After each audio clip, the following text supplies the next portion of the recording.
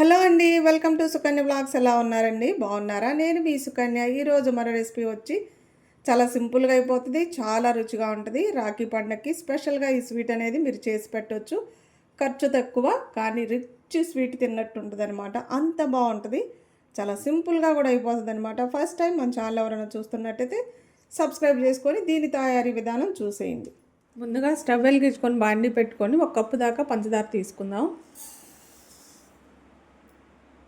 మనం ఏ కప్పుతో అయితే పంచదార తీసుకున్నామో అదే కప్పుతో కప్పు దాకా నీళ్లు తీసుకొని పంచదార కరిగించుకోవాలన్నమాట. మనం పంచదార కలుపుతూ పంచదార అంతా కూడా కరిగించుకోవాలన్నమాట. కొంచెం మనకి వేలుకి జిగురుగా అంటుకుంటే చాలు, మరీ ఎక్కువ పాకం ఏం పట్టవసరం లేదనమాట. పంచదార అంతా కరిగిందనమాట. ఇప్పుడు మనం ఇలా చేత్తో ఇట్టని కొంచెం ఇట్లా అంటే చాలు, అంటుకుంటే చాలు జిగురుగా, తీగ పాకం కూడా అవసరం లేదు. స్టవ్ కట్టేసుకుందాం. స్టవ్ కట్టేసుకున్నాక కొంచెం యాలకుల పొడి వేసుకొని పక్కన ఉంచుకోండి. నేనైతే ఒక 4 బ్రెడ్లు తీసుకున్నాను అనమాట. ఇలా కట్ చేసుకుందాం. ఇలా రౌండ్గా కట్ చేసుకోండి. చూసారు కదా, ఇలా మళ్ళీ చిన్న మూత పెట్టి ఇలా మళ్ళీ చిన్నగా కట్ చేసుకోండి.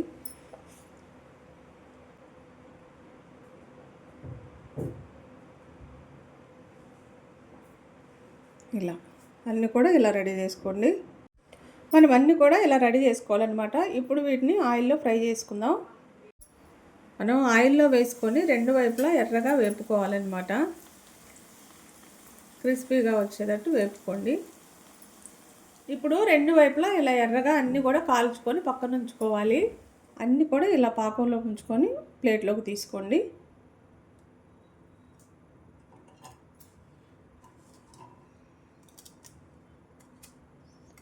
చాలా సింపుల్గా అయిపోతుంది, చాలా రుచిగా ఉంటుంది అనమాట ఈ స్వీట్ అనేది.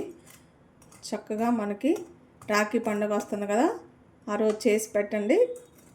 చాలా ఇష్టంగా తింటారనమాట స్వీట్ అనేది. స్పెషల్గా చేసినట్టు కూడా ఉంటుంది. ఇంకన్నీ కూడా ఇలా రెడీ చేసుకోవాలి.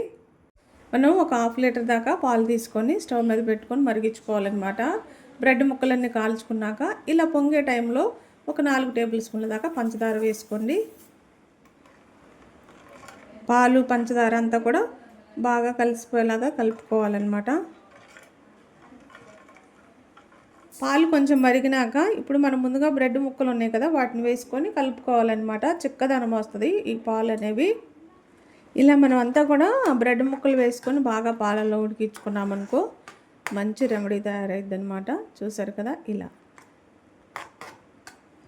ఇది పక్కన ఉంచుకుందాం. ఇంకా మనం పాకంలో ముంచుకున్న బ్రెడ్లన్నీ ప్లేట్లోకి తీసుకున్నాం కదా, ఇప్పుడు ఈ రెమెడీ అనేది దీని మీద వేసుకోవాలన్నమాట. ఇలా అంతా కూడా వేసుకోవాలి. మన స్వీట్ అయితే రెడీ అయిపోయిందనమాట. చక్కగా రెమెడీ అంతా కూడా బ్రెడ్ మీద వేసుకున్నాం. చాలా రిచ్ స్వీట్ లాగా ఉంటుంది అనమాట. కానీ ఖర్చు చాలా తక్కువ, చాలా సింపుల్గా అయిపోతుంది అనమాట. మీరు కూడా కంపల్సరీగా ట్రై చేయండి. అంతేకాదు తర్వాత మన దగ్గర ఏమన్నా డ్రై ఫ్రూట్స్ ఉంటే చక్కగా ఇలా చిన్న చిన్న పలుకులుగా చేసుకొని వేసుకోండి. ఇలా